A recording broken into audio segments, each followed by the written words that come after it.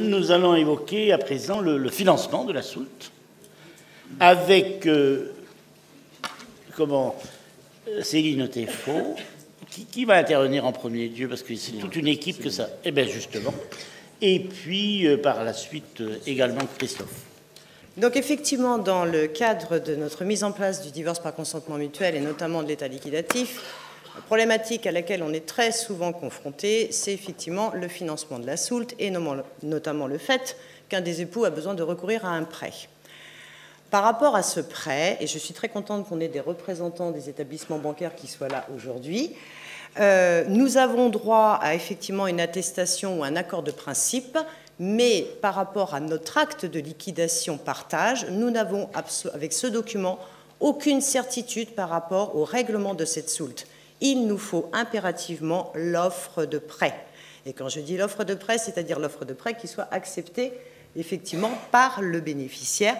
Monsieur Lesba va réexpliquer après par rapport au problème de la loi Scrivener et des garanties, mais c'est impératif parce que c'est ce qui nous donnera derrière, dans le cadre du processus du partage des biens, la certitude que l'époux qui ne conservera pas un bien, ou peut-être aussi par rapport à une prise en charge d'un passif commun, qu'on aura le règlement qui s'effectuera, bien sûr, après le prononcé définitif, donc notre acte de dépôt, puisque pour le déblocage, il doit intervenir uniquement après cet acte de dépôt.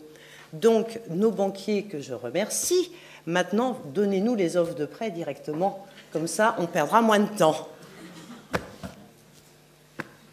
Monsieur Lesba.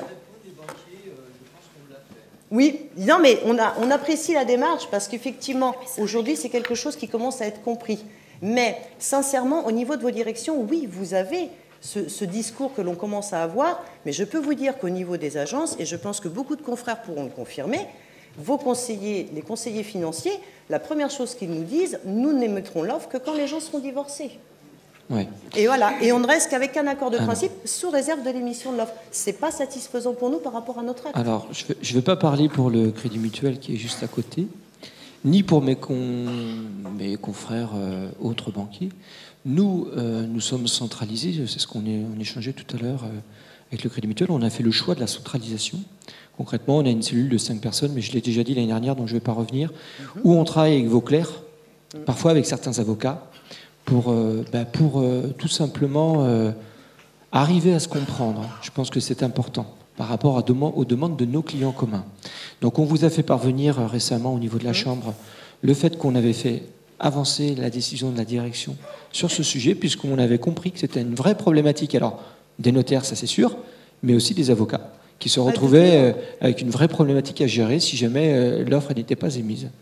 Donc, on avance nous aussi globalement, et aujourd'hui, on est heureux de pouvoir émettre l'offre de prêt dès le projet d'état liquidatif signé par les parties. Voilà. D'accord, très bien. Voilà. Monsieur Lesba. Alors, moi, je suis prêt à le communiquer au barreau, il n'y a aucun problème. Je n'avais pas les coordonnées des personnes qui gèrent la partie barreau. Moi, il n'y a aucun souci là-dessus. C'est vraiment... Enfin, moi, je vais parler que pour le Crédit Agricole, mais je pense que le Crédit Mutuel sera pareil que nous. On considère qu'on est partie prenante avec vous. On considère qu'on a tous envie de travailler ensemble. C'est ça notre position. Voilà. En tout cas, c'est la mienne. De toute façon, on est bien d'accord que par rapport à cette idée de consentement mutuel, c'est effectivement de trouver une solution globale du règlement des effets patrimoniaux entre les époux. Et c'est vrai que ce paiement de SOULT, par rapport à la conservation d'un bien immobilier, on peut attendre très longtemps les uns les autres. Parce que nous, notaires, tant qu'on n'a pas effectivement cette offre de prêt, nous ne pourrons pas faire l'état liquidatif définitif, même notre projet d'acte qu'on notifiera. Donc on ne peut pas le justifier au niveau des avocats non plus. Donc c'est pour ça qu'aujourd'hui, avec une offre... Alors, c'est vrai que la problématique, vous comme nous, c'est peut-être de se dire qu'on va peut-être travailler pour rien, parce que ça ne se fait pas, ou c'est retardé, ou les éléments de calcul vont être encore modifiés. Mais à chaque fois, c'est quand même d'essayer d'arriver très rapidement à une solution amiable et avec effectivement une certitude. Pour répondre à votre interrogation, avant de faire décider la direction sur l'édition d'une offre, qui est un risque pour le banquier, on est d'accord. Oui, on est d'accord. On a pesé le pour et le contre. Alors le pour et le contre, c'est pas que pour le client, on a pesé le pour et le contre avec vous, messieurs, dames. Et aujourd'hui, en fin de compte, Si vous voulez, nous avons juste une contrainte, c'est à l'octroi, bien sûr au niveau de la capacité financière de notre client et par rapport aux effets du divorce qui ne sont pas encore définitivement finalisés. Et donc on a nos petits imprimés juridiquement bien comme il faut pour dire au client, on édite une offre sur cette base-là. À charge pour vous, si vous négociez différemment avec vos avocats entre les parties, de revenir nous voir pour qu'on réajuste notre offre. Mais après, on a aussi une contrainte, qui est la contrainte légale d'une offre de prêt. L'offre de prêt n'est pas valable 1 an. Elle est valable chez nous, en tout cas, Crédit Agricole, 5 mois. Après, c'est nullité de l'offre, caducité, pardon. Donc, ça veut dire que derrière, on n'a pas envie non plus de travailler pour rien, comme vous. C'est pour ça qu'on vous fait toujours l'attestation qui vous permet de dire, tiens, ça y est, le banquier, il a donné son accord, je vais pouvoir avancer dans le projet d'état liquidatif. Alors, le fait qu'on soit centralisé, pour répondre à votre première interrogation sur le fait qu'il y a encore des collaborateurs au niveau du réseau bancaire potentiel qui peuvent dire on éditera une offre qu'à partir du moment où le divorce est prononcé, donc ça c'était plutôt l'ancienne mouture. On a cette chance, comme on centralise toutes les décisions, je vais parler que pour ma paroisse, de pouvoir acculturer le réseau bancaire régulièrement en disant non, c'est pas comme ça qu'il faut faire, c'est comme ça qu'il faut faire. Et s'il n'y a pas d'acte parce que il n'y a pas d'acte au niveau du notaire parce qu'il n'y a que des biens propres, effectivement c'est normal, etc., etc. Donc on est plutôt dans une pédagogie vis-à-vis de notre réseau bancaire, mais il ne faut pas oublier non plus que le réseau bancaire, les collaborateurs qui le composent pratiquent très peu finalement au niveau de ces divorces, puisqu'ils vont gérer quoi ? 5-6 divorces par an, c'est trop faible pour arriver à maîtriser. Donc le fait qu'on puisse avoir une centralisation fait qu'on arrive tout de même à trouver des solutions avec vous. Après, vous avez nos coordonnées téléphoniques, n'hésitez pas, c'est ce que j'essaie de vous dire. Voilà. Très bien. Par rapport juste pour compléter pour le Crédit Mutuel, pas de centralisation. Donc là, ça reste effectivement le conseiller de clientèle qui reste en rapport avec le client, l'époux ou les époux concernés. L'essentiel pour nous, c'est d'avoir un document qui nous permette véritablement d'analyser la demande de financement, donc savoir ce qui va advenir du patrimoine, de la situation du client. Il faut qu'on ait cette visibilité pour étudier la demande de financement de notre client. C'est quand même ça, la chose la plus importante. Ça, on entend bien, mais dites-vous bien que quand les clients viennent nous voir, on établit déjà un état liquidatif chiffré. Après, c'est vrai que nous, on l'établit notaire par rapport au patrimoine. L'impact qu'il va y avoir, et on va en parler après, c'est tout ce qui peut être effectivement les prestations compensatoires. Parce que je sais pertinemment que vous, dans votre calcul, l'immobilier, les prêts en cours, vous l'avez, vous, en visuel, en tant que banquier. Par contre, pour tout ce qui concerne les prestations compensatoires, pension alimentaire des enfants, ça fait partie aussi des éléments dont vous avez besoin pour connaître le taux de charge du client. On est bien d'accord. Savoir si ça rentre dans la politique de financement ou pas. Donc moi, je regarde mon taux d'endettement, je regarde effectivement les ratios de solvabilité, le reste à vivre, etc.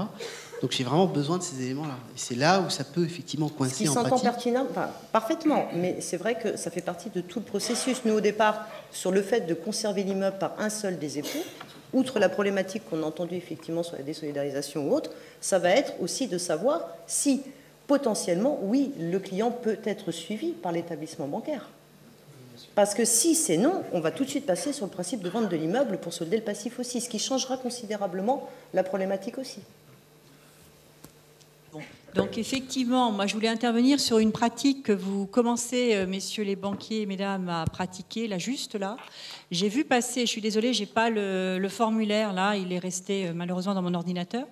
J'ai vu passer récemment des attestations concernant justement pour obtenir après un financement. C'est une attestation où il est demandé aux époux, donc les futurs époux divorcés, de remplir et de s'accorder sur des modalités qui concernent justement la garde alternée ou pas garde alternée, sur les pensions alimentaires qui seront fixées par rapport aux enfants. Et ça va beaucoup plus loin parce que ça concerne également la prestation compensatoire. Et donc, alors ça m'a un peu surprise parce que on demande, alors qu'on n'est pas encore, on est encore dans la phase de discussion, mais on va demander aux époux, donc ça répond aussi au problème du notaire, on va demander aux époux de s'engager et donc chacun doit signer, c'est un document conjoint qui est demandé aux époux de signer sur le montant de la prestation compensatoire, sur les modalités après qui sont prévues, si c'est, enfin il y a plein de choses. Alors c'est bien. J'ai trouvé que c'est un outil qui permet sans doute d'avancer, qui rejoint notre débat. Pour l'APC, je suis un petit peu embêtée aux entournures parce que, bon, on n'est pas encore à quelque chose qui est totalement acté. Ouais. Et là, il y a un vrai engagement et c'est un document bancaire, mais qui peut être aussi circulant, si je puis dire. Vous oubliez juste un petit paragraphe qu'on a rajouté. Ah bah oui, j'ai pas sous les yeux, je suis désolée. Non, mais c'est pas grave. Et puis, c'est dans une logique de bienveillance. Oui. En fin de compte, nous, banquiers, quand on s'engage, on a une responsabilité, c'est de ne pas endetter notre client. Sinon, je ne vous dis pas comment ça se passe. Là, on est dans un événement de vie qui est très compliqué pour nous à gérer. Compliqué pour vous, on est d'accord, mais compliqué pour nous. On nous demande d'éditer une offre de prêt pour que le notaire puisse réaliser son acte liquidatif. Certes imparfait, puisqu'après, il y a dépôt de la convention, mais il faut qu'il le fasse. Donc, qu'est-ce qu'on a fait, nous, banquiers? Mais on le faisait déjà depuis longtemps. On demandait, on s'est dit, à ce moment-là, on n'a pas le projet de convention de divorce établi par les avocats. C'est normal, ils sont encore en train de tracter. Parfois, même pas du tout. Ils n'ont même pas commencé à tracter. Donc, à un moment donné, on s'est dit, mais c'est quoi la pension alimentaire? C'est quoi, globalement, les effets du divorce? La pension alimentaire, la prestation compensatoire, sur lequel vous pensez tracter. C'est bien ça dont on parle. Et on veut savoir aussi si le divorce, il est judiciaire ou par consentement amiable. Parce que concrètement, des clients qui ne me signent pas ni monsieur, ni madame, ou ni madame, ce que vous voulez, ça veut dire que pour moi, ils sont en voie judiciaire. Et là, on n'émettra pas d'offre de prêt. Par contre, des clients qui s'entendent ponctuellement à l'instant T sur ma pension alimentaire, c'est 100 € par enfant, ma prestation compensatoire, c'est X milliers d'euros, ou pas du tout, eh bien, je vais pouvoir dire, effectivement, sur ces bases-là, à ce moment-là, je suis capable d'émettre une offre de prêt. Sachant qu'on a rajouté un petit alinéa sur notre courrier que vous avez peut-être vu, c'est que si toutefois, et ils ont le droit, ils continuent à tracter avec leurs avocats, de façon, en toute bienveillance, eh bien, charge à eux de revenir nous voir pour qu'on puisse faire évoluer notre offre en fonction des nouvelles capacités. C'est ça qu'on a mis en place pour éviter que nous aussi, nous prenions du risque démesuré. Comme vous. Oui, non, mais je comprends votre position, mais c'est vrai que là, je sais que dans le dossier dont je parle, j'ai une consoeur parisienne de l'autre côté qui, tout le monde s'étonne un peu et se méfie parce qu'on n'a rien signé encore. On est toujours en train de faire des pourparlers, notamment sur l'APC. Et là, on voit arriver l'obligation pour les époux de signer un document pour finaliser un projet de prêt dont on ne sait pas s'il va aboutir ou pas, d'ailleurs, puisqu'on n'en sait strictement rien. Donc, voilà, c'est le chat qui se mord la queue parce que les avocats, les notaires, attendent à juste titre notre offre de prêt, puisqu'avant on faisait un courrier de pré-accord avec différentes conditions suspensives qui ne convenaient pas au notaire, et je l'entends complètement. Donc si nous bloquons, vous ne pouvez pas avancer. Si on n'a pas votre projet de convention, puisqu'avant le juge nous donnait tout et on pouvait effectivement éditer en toute connaissance de cause une offre de prêt sur la base qu'avait fixé le juge avant la réforme, ça ne posait pas de souci. Donc nous, si vous voulez, banquiers, aujourd'hui, on a avancé, mais on ne peut pas avancer en ne bordant pas, entre guillemets, le risque pris. Voilà. Oui. Voilà. Et alors, on va être clair aussi, on connaît les outils sur... les outils publics pour le calcul d'une pension alimentaire. On sait qu'un époux qui gagne tant et une épouse qui gagne tant, si visiblement il y a une disparité des revenus, on va appréhender la prestation compensatoire, mais on va arriver à figer ça. Que vous demandiez, ça ne me dérange pas, ce qui me gêne, c'est que vous demandiez la signature des deux. Ouais, c'est ça qui me gêne, parce que ça fait quand même un contrat qui se lit, sauf que madame, sauf que madame, il n'y a rien d'acté, quoi. Sauf que madame, sur notre courrier, et qui est destiné à circonscrire notre risque, on parle bien du risque du banquier, notre courrier n'est absolument pas et nous permet d'éditer une offre à un moment T. Ça, j'ai pas marqué sur mon courrier que la tractation était terminée. Non, mais alors, vous disiez tout à l'heure, et là je rebondis là-dessus, quand c'était le juge, on était sûr avant. Mais comment vous financiez les anciens divorces par consentement mutuel ? Vous n'aviez pas encore l'homologation par le magistrat, c'est ça que... Bah oui, mais alors c'était bien. Donc, non, on faisait simplement des attestations classiques qui satisfaisaient tout le monde. D'accord. Après, on avait le juge. Aujourd'hui, on a continué depuis 2018 à faire la même chose. Ouais, d'accord. Et à un moment donné, à juste titre, les notaires nous ont dit mais oui, mais nous, on est un peu embêtés parce que là, vous voyez... Est-ce que la difficulté ne résulte pas du fait que certains notaires établissent d'ores et déjà l'acte authentique avant la convention d'avocat, alors que s'il n'était envoyé qu'un projet d'acte authentique avec le projet de convention, c'est à la signature postérieure de la convention authentique que le financement devrait être obtenu. Moi, écoutez, s'il y a une position... je réfléchis à voix haute, en fait. En réalité, je ne jette pas la pierre, mais je vois bien qu'il y avait quand même une pratique dans l'ancien divorce par consentement mutuel où c'était le juge qui homologuait la convention et finalement vous financiez sur la base d'un projet de divorce par consentement mutuel puisque le magistrat avait toute latitude pour rejeter la convention ou renvoyer à 6 mois pour dire vous reviendrez. Donc il s'est passé quelque chose, c'est ça que vous voyez. Il y a un moment, il s'est passé quelque chose. Nous, on avait, si vous voulez, avant 2018, avant que la réforme existe, on avait un jugement, voilà. Enfin, moi, mais non, mais non. Alors là, je suis pas d'accord. Vous aviez pas un jugement avant. Les consentements mutuels, vous aviez un projet d'acte d'avocat que vous financiez. Non, de toute façon, on n'éditait jamais sur un simple projet. Ça, c'est clair. Comment vous faisiez, comment on faisait, c'est pas possible. Non, parce que non, parce que tout était liquidé dans l'acte. Là, c'est pas possible. Là, il y a quelque chose qui m'étonne, moi. Oui, tout à fait. Non. Nous, pour nous, c'était très clair. Si vous voulez, nous allons avancer parce que... Alors, à ce sujet, j'émettrais seulement une petite remarque. Oui.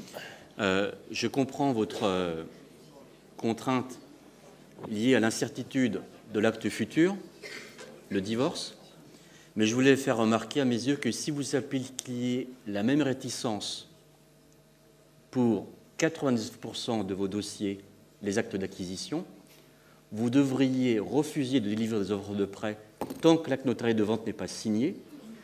Les actes de vente seraient sous forme de vente avec prix payable à terme et l'acquéreur essaierait après la vente d'avoir un prêt et le vendeur irait prier tous les matins pour que l'acquéreur obtienne un prêt. Sinon, ce serait une saisie immobilière. D'accord. Bon, après, si vous voulez... nous, si demain on nous dit, mais tout, on a une directive qui vient de la Chambre et on a une directive, mais la Chambre des Vendées, mais la Chambre aussi de Loire-Atlantique, qui nous dit, ok, on édite l'offre de prêt à partir du moment où on dépose le projet de convention et le divorce devient définitif, ça nous va aussi. Concrètement, on a avancé parce que concrètement, à un moment donné, on nous a aussi demandé d'avancer. Voilà, parce que ça bloquait tout le monde.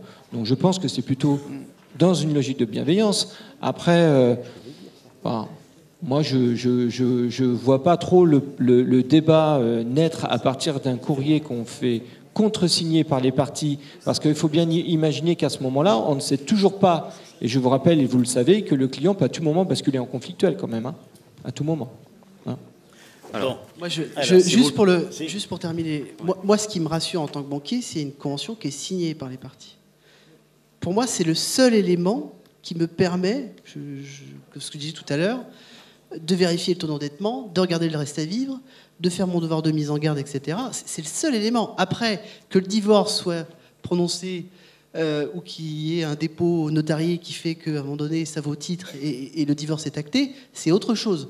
Moi, banquier aujourd'hui, pour émettre une offre, il me faut une convention signée. C'est clair. Oui, ce que je peux faire avant cette période-là, c'est éventuellement un accord de principe, sous réserve, au regard des éléments qui sont soumis par mon client, au regard aussi des discussions en cours avec ses conseils sur les conséquences pécuniaires du divorce. Mais matériellement, j'imagine que le client peut... Mais le seul document qui me garantit véritablement, moi, banquier, de faire mon job, c'est-à-dire de vérifier la solvabilité et de faire mes devoirs de conseil, d'information et autres, c'est quand même cette convention, une convention qui est signée, dans laquelle j'ai le détail des conséquences pécuniaires des époux suite au divorce. Si la construction du dossier de prêt prend du temps, j'imagine que le client peut venir voir le banquier avec le projet non signé, monter le dossier, vous y avez réfléchi. Je suis d'accord. Et là, on parle par contre, vous dites bien que vous ne délivrez l'offre de prêt que lorsque l'acte notarié est signé, ce qui peut être fait le lendemain.